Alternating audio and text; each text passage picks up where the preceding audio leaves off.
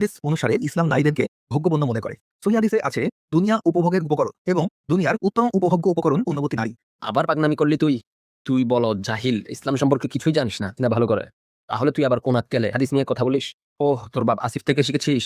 তোর বাপ আসিফ থেকে দেখেছিস হাদিসটা, আর সেখান থেকেই প্রতারণা শিখেছিস। কিন্তু তুই প্রতারণা করার আগে তোর বাপ আসিফ হাদিসটা নিয়ে প্রতারণা করেছিল, কিন্তু আমাদের হাফিজ ভাইয়ের কাছে ধরা খেয়ে গেছে।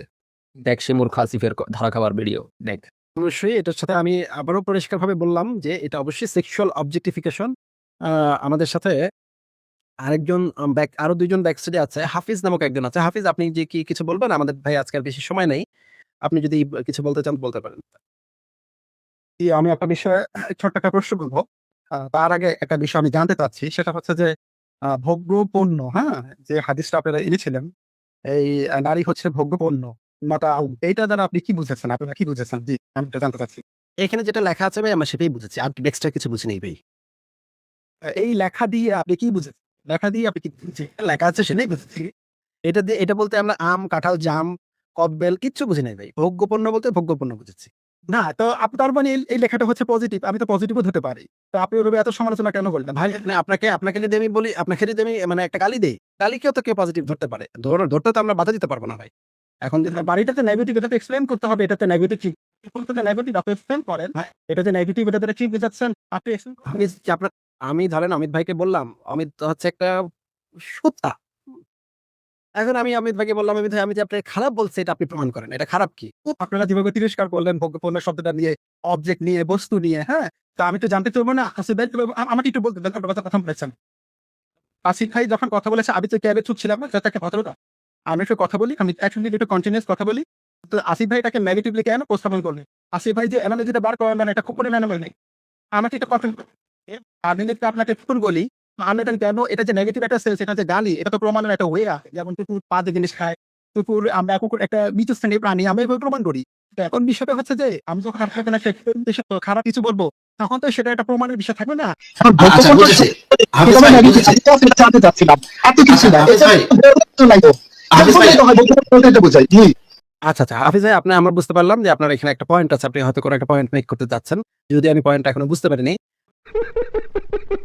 আমাদের ছোট হুজুর ভাই, আপনি কি আমাদেরকে একটু এই যে এই আর্টিকেলটাতে কি বলা হচ্ছে, ছোট হুজুর ভাই বা হকিং ভাই বা কেউ একজন আমাকে একটু এই আর্টিকেলের এই অংশটুকু একটু বুঝায় দিবেন? আমি না ইংরেজি বুঝতে পারছি না। আপনাকে please. And I got F grade in many subjects. এখানে লেখা আছে sexual objectification, the act uh, the act of treating a person as a mere object of sexual desire. মানে আপনার কাম বাসনা, যৌন আকাঙ্ক্ষার বা আপনার কাম বাসনার জাস্ট একটা অবজেক্ট হিসেবে ধরেন আপনি সেক্স ডল। অবশ্যই এটার সাথে আমি আবারও পরিষ্কারভাবে বললাম যে এটা অবশ্যই সেক্সুয়াল অবজেক্টিফিকেশন। জি, এখন বিষয়টা হচ্ছে যে আপনারা অবজেক্টিফিকেশন এই বিষয়টা বস্তুকরণ বা বস্তু বিষয়টা নিয়ে আপনারা এভাবে উপস্থাপন করেছেন। আপনারা এই শব্দটার সাথে আপনারা শারীরিক সম্পর্ক বা সেক্স এই বিষয়গুলো আপনারা জড়িয়েছেন। আসলে আরবিতে শব্দটা ছিল মাতাহুন।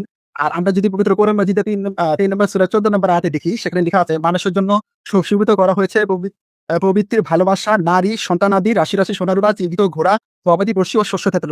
এগুলো দুনিয়া জীবনের সামগ্রী। অর্থাৎ মাতাহুন বলতে আসলে সন্তান সন্ততিদেরকেও বোঝানো হচ্ছে। তো এখন আমার প্রশ্ন হচ্ছে যে আপনি যে একটু আগে বললেন যে এটা দ্বারা একটা সেক্স যে বিষয়গুলো আছে, যৌন যে বিষয়গুলো আছে সেটা তো সাথে সম্পর্কযুক্ত।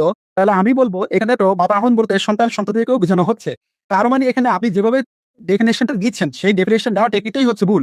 একটা শব্দে ৩-৪টা মিনিং থাকতে পারে। এই ক্ষেত্রে মিনিংটা হবে সম্পদ, কিন্তু আপনি এত নেগেটিভ ভাবে মিনিংটা দিচ্ছেন যে মিনিংটা আপনি সরাসরি সম্পর্ক করতেছেন এই মিনিং এর সাথে শারীরিক সম্পর্কে। অথচ আমরা দেখতে পাচ্ছি না ভাই, আপনি ভুল বুঝছেন। হ্যাঁ, হাফিজ ভাই, আপনি ভুল বুঝছেন। আর ভুল ব্যাখ্যা কি করবো? আপনি নিজেই ভুল বুঝছেন।